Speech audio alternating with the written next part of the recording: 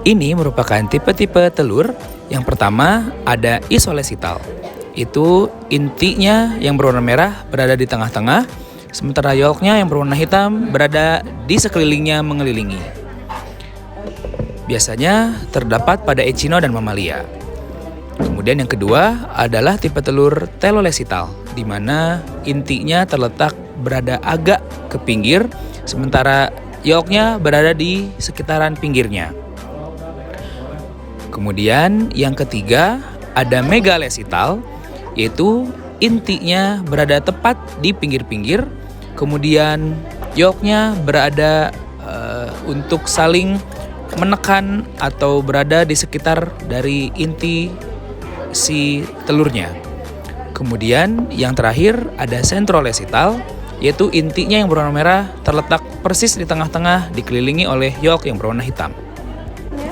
Pada jenis telur megalesital, beberapa pembelahan terjadi. Yang pertama itu secara vertikal, kemudian dilanjut secara vertikal kembali menjadi 4 bagian, kemudian dilanjut dengan pembelahan 2 kali vertikal untuk pembelahan yang ketiga menjadi 8 bagian.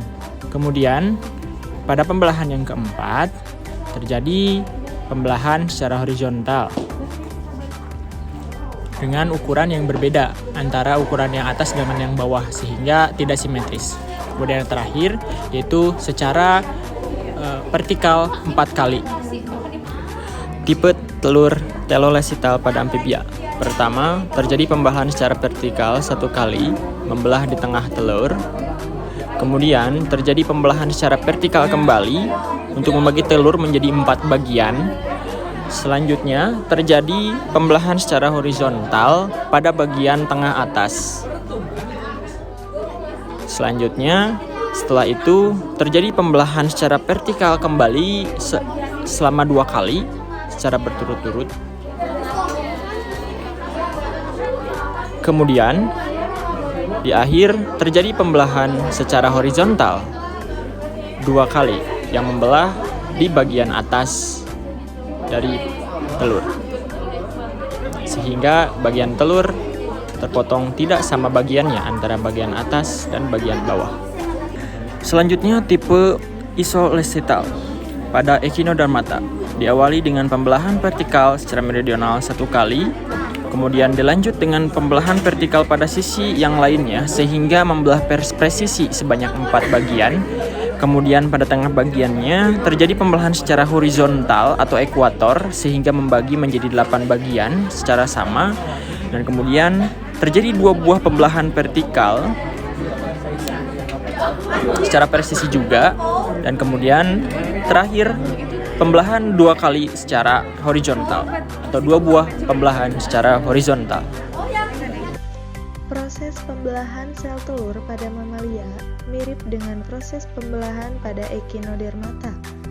Namun, pada proses pembelahannya, salah satu sel pada pembelahan kedua mengalami rotasi, sehingga satu sel tersebut mengalami pembelahan secara horizontal. Begitu seterusnya, setiap pembelahan akan mengalami rotasi.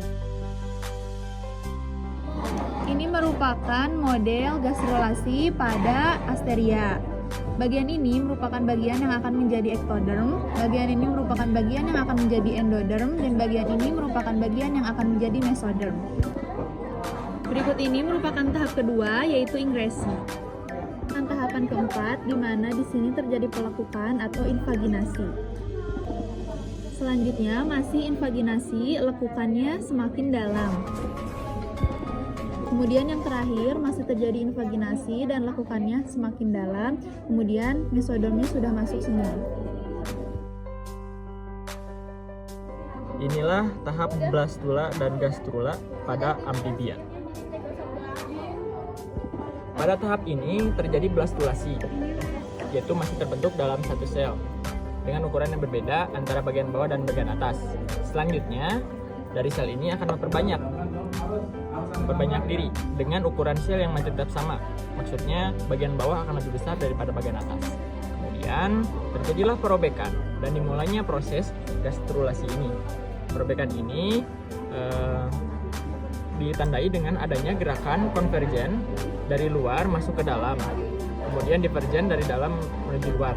Nah, blastosol yang asalnya ukurannya besar perlahan akan mengecil, akan mulai tersingkirkan oleh adanya gastrosol yang terbentuk dari konvergen dan divergen tadi.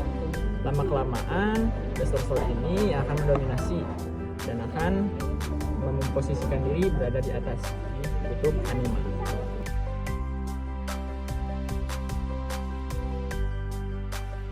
Gastrulasi pada Aves terdiri atas pembentukan endoderm, pembentukan mesoderm, dan juga ektoderm. Pada pembentukan endoderm, blastoderm terdiri atas beberapa sel, maka sel-sel berada di sebelah bawah blastoderm akan memisahkan diri dan membentuk suatu lapisan, yaitu lapisan endoderm. Proses pembentukan ini disebut dengan delaminasi. Nah, berikutnya akan terjadi penebalan memanjang posterior anterior yang terletak di median pada blastula. Penebalan ini disebut dengan primitive streak. Nah, primitive streak terbentuk karena terjadinya sel pada daerah tersebut berlangsung lebih cepat dari penyebaran selnya. Daerah primitif akan berbentuk suatu batang berlekuk memanjang di tengah area pelusida yang telah membentuk bulat panjang. Jadi sebenarnya daerah primitif terbentuk sebagai hasil konvergensi atau perpindahan sel-sel menuju daerah median anterior, sedangkan pemanjangannya disebabkan timbulnya konvergensi sel-sel di setelah anterior dan posterior.